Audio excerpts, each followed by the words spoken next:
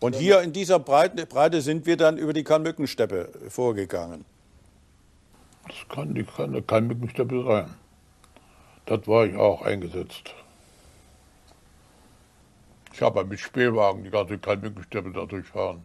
Bis nach Elista, war die Hauptstadt der Kalmückensteppe, Elista. Und der Schorin hatte eine Kamelschwadron zusammengestellt.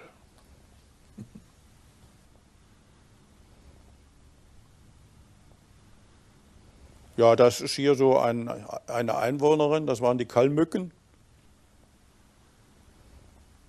Blicke auf russische Zivilbevölkerung, schon stark asiatisch geprägte Typen. Das sind schon Kalmücken, ja. Ah, Zigarette drehen. Das haben wir Zigarette gedreht. Im Übrigen gab es da also furchtbar wenig Dörfer. Und wenn man mal das Glück hatte, in so einem Dorf zu sein, dann haben wir uns also gefreut, wenn wir mal so eine Melone, so eine Wassermelone gefunden haben. Der Durst war auch ein Problem hier in der großen Kalmückensteppe.